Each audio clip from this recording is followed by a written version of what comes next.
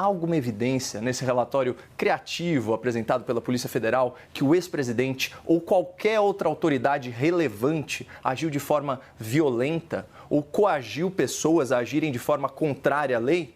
Não. Tem algum indício de que o Bolsonaro ordenou medidas subversivas? Também não. Tem mensagem, áudio, texto, imagem do próprio ex-presidente implicando ele nos crimes investigados? Não. Este conteúdo é um corte de podcast. Veja na sequência os comentários de Caio Coppola, ele que é jornalista, analista e comentarista, trazendo sempre uma abordagem com muita lucidez e inteligência. Você que vai assistir a este corte, é importante que você assista o corte até o final. Tá? É importante também que você deixe o seu comentário e também dê o seu joinha, o seu like. Beleza? Logo depois do corte, eu volto para dar a minha opinião. Zé, os militares salvaram o Brasil de um golpe? Olá, Leandro. Olá, Caio. Eu acho que os militares que foram consultados por Jair Bolsonaro e que tentava convencê-los a participar do golpe tiveram um papel muito importante. Muito importante mesmo. E honra seja feita às Forças Armadas, ao Exército, à Aeronáutica. O único que teria aquecido, segundo os depoimentos desses militares, seria o da Marinha.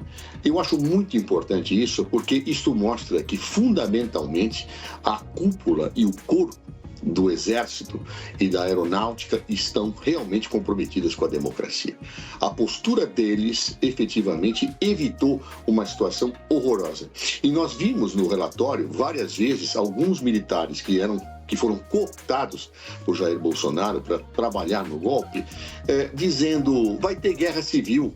Mas tem que ter guerra civil de todo jeito. Ou seja, esses militares, Jair Bolsonaro, todos aqueles mencionados no relatório da Polícia Federal, sem exceção, estavam envolvidos numa trama golpista que, sabidamente, até para eles, poderia gerar uma guerra civil. Mas eles estavam dispostos a implantar um regime de força no Brasil. Isto fica absolutamente claro naquela minuta de decreto que a Polícia Federal aponta com muita clareza, que foi modificada pelo próprio Jair Bolsonaro, com indas e vindas, e que incluía, ao que consta do relatório, a prisão do ministro Alexandre de Moraes, o ministro da nossa Suprema Corte. Ou seja, uma situação que, felizmente, contou com a afirmação negativa das Forças Armadas, que contou com a falta efetiva de apoio da sociedade, apesar da planificação, apesar do início da execução golpista. Isso começa a ser estruturado já com o discurso de deslegitimação das eleições. Quando Jair Bolsonaro começa a questionar a legitimidade das eleições, das máquinas, a atacar efetivamente o Supremo Tribunal Federal, a dizer que não cumpriria ordens do Supremo, aí vem todo um processo sendo desencadeado em construção. As redes sociais utilizadas por fake news ou tomadas por fake news e outras situações para levantar uma situação social que legitimasse o golpe. Nesse contexto, se colocam os acampamentos nas portas dos quartéis, ou seja, por que as pessoas vão se manifestar na porta de um quartel? Qual é a lógica? É porque iriam ação das Forças Armadas. Se fosse uma questão política de crítica ao judiciário, ou de crítica ao legislativo, ou de crítica ao executivo, teriam feito o acampamento em outros locais. Mas na porta do Exército era justamente para provocar um clima que contagiasse as forças para que pudessem vir às ruas e efetivamente apoiar um golpe de Estado.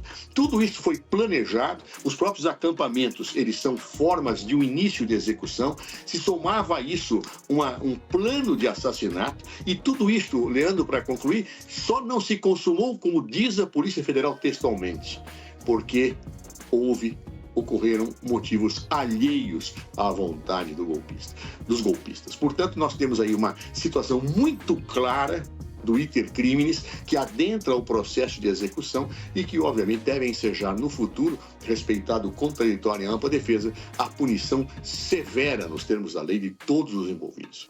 Aí os militares salvaram o Brasil de um golpe? Não dessa vez. Olá, Leandro. Olá, doutor Zé Eduardo. Saudações à nossa audiência. Bom, para que os militares nos salvassem de um golpe, Primeiro, seria necessário que alguém ordenasse esse golpe e que outros tentassem executá-lo. E isso, efetivamente, nunca aconteceu. O que nós sabemos, isso sim, é que alguns militares e centenas de milhares de cidadãos pressionaram o ex-presidente a viabilizar uma intervenção das Forças Armadas. Mas isso, de fato, nunca aconteceu. E eu vou além.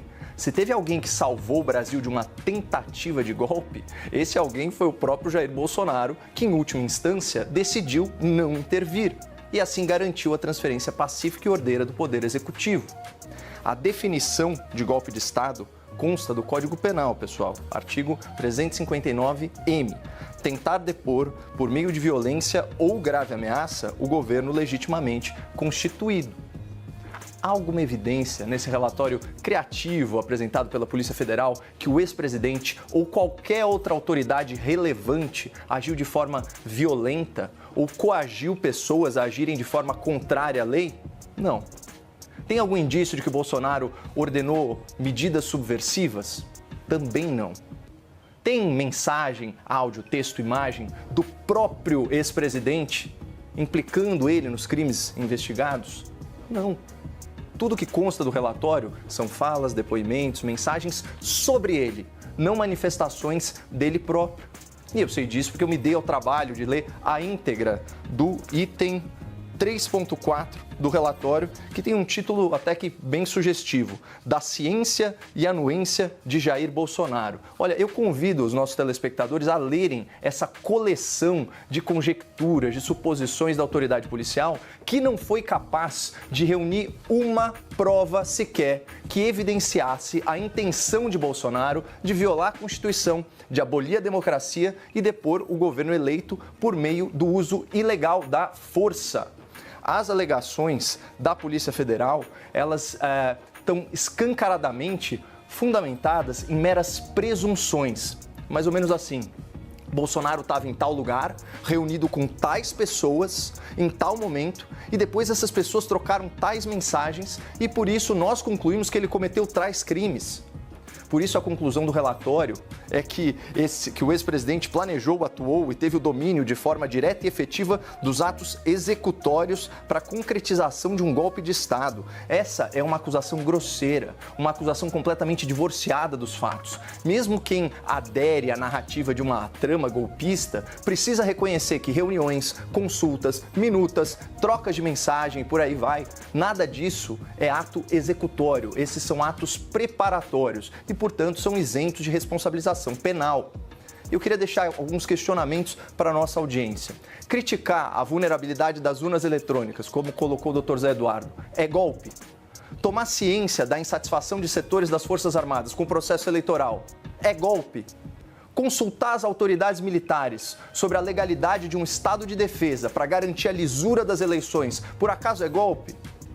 Gente, estado de defesa precisa de autorização do Congresso Nacional e oitiva do Conselho da República. Envolve todas as instituições do Estado, está previsto na Constituição. Se alguém quisesse dar um golpe, se alguém quisesse abolir o Estado de Direito, a última preocupação seria a própria lei. Aliás, a imprensa deveria começar a prestar mais atenção em quem está de fato atropelando a lei, porque isso sim é um golpe real contra a democracia, não um golpe imaginário que sequer foi tentado. Bom, depois dessa aula de lucidez aí do Caio Coppola, a gente vai falar um pouco sobre o nosso querido e velho Olavo de Carvalho. Estou com a obra dele aqui na mão. O mínimo que você precisa saber para não ser um idiota. E aqui ele fala uma parte aqui do livro, da sua obra. Tem um trechinho aqui que eu achei interessante e eu quero compartilhar aqui com vocês, tá? Ele fala sobre o socialismo, sobre o que é o socialismo, né? Ele diz o seguinte: o ideal socialista é, em essência, a atenuação ou eliminação das diferenças de poder econômico por meio do poder político. Mas ninguém pode arbitrar eficazmente diferenças entre o poderoso e o menos poderoso, sem ser mais poderoso que ambos. O socialismo tem de concentrar um poder capaz não apenas de se impor aos pobres, mas de enfrentar vitoriosamente o conjunto dos ricos. Não lhe é possível, portanto, nivelar as diferenças de poder econômico sem criar desníveis ainda maiores de poder político. E como a estrutura de poder político não se sustenta no ar, mas custa dinheiro, não se vê como o poder político poderia subjugar o poder econômico sem absorvê-lo em si, tomando as riquezas dos ricos e administrando-as diretamente.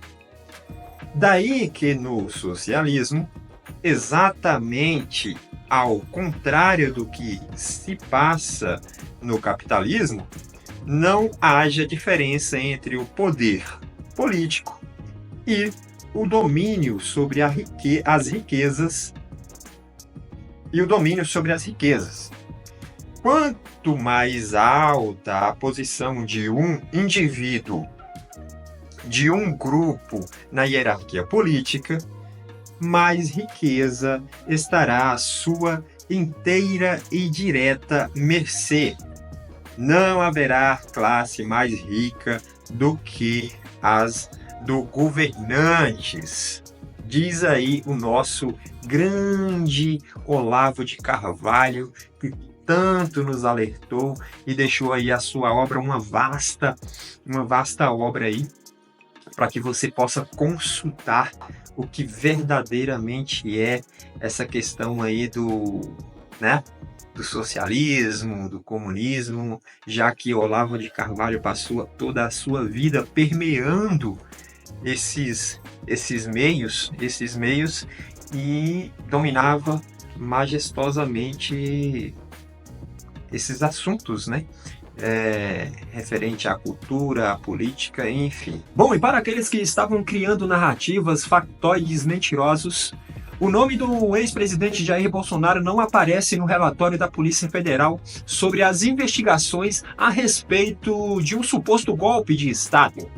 O fato que gerou repercussão nos círculos políticos e na mídia. Em uma análise impecável, o comentarista Caio Coppola ressaltou que as especulações não substituem provas concretas e criticou o uso de narrativas que, segundo ele, buscam construir acusações sem embasamento jurídico sólido. Coppola, no seu comentário, na sua análise, defendeu que o devido processo legal deve ser respeitado, reforçando a importância da neutralidade das instituições na apuração dos fatos. Bom, a ausência de menção ao nome de Jair Bolsonaro no relatório gerou novos questionamentos sobre a veracidade e os objetivos das reivindicações, enquanto setores da sociedade divergem sobre o peso das especulações no cenário político. Então, como foi muito bem exposto aí pelo Coppola, em relação às narrativas, em relação aos factoides e em relação ao próprio inquérito aí da PF, da Polícia Federal, o que é exposto, o que é colocado é uma exposição exagerada referente à questão do suposto golpe aí, de que a narrativa de que o Bolsonaro é o mandante, o Bolsonaro estava sabendo de tudo e o Bolsonaro que tramou o suposto golpe. Bolsonaro já veio a público dizendo que não tratou de golpe com ninguém. Essa palavra golpe não existe aí no dicionário do Bolsonaro, segundo ele mesmo, e que não tratou disso com absolutamente ninguém. Mas a mídia tem aí a sua narrativa, espalha, dissemina essa narrativa, esses factoides, com relação ao nome do ex-presidente Jair Bolsonaro. E aí a galera da esquerda pega toda essa narrativa, pega esses factoides e também fica impulsionando isso, criando mais narrativas em cima de outras narrativas que são verdadeiramente falsas, né? Segundo o próprio relatório da Polícia Federal, o nome do Bolsonaro não foi citado em absoluto nenhuma vez. Então, a galera da esquerda faz aí esse papelão de ficar nessa mesma ladainha repetindo isso. E também a mídia também ajuda aí em parceria com o próprio judiciário, né? Com o próprio judiciário, porque sabemos que dentro do judiciário existem ali pessoas que têm poder de decisão, que isso é muito grave, poder de decisão, e que também não engole o Bolsonaro. O pessoal não gosta do Bolsonaro, fica chateadinho com o Bolsonaro, e aí querem que o Bolsonaro se ferre também em todo esse inquérito aí, em todo esse processo. Esse processo que deram o nome aí do golpe, né? O golpe de Estado, o golpe dentro do golpe. Na verdade foi golpe dentro do golpe. Foi uma narrativa criada pela mídia, principalmente pela Rede Globo, que existe aí o golpe dentro do golpe e que o Bolsonaro estava envolvido aí nesse tal golpe dentro do golpe, tá?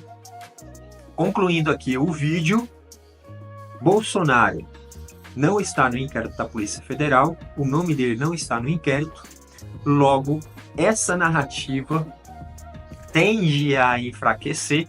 Eu acho muito pouco provável, na verdade, mas é isso que está dizendo o inquérito.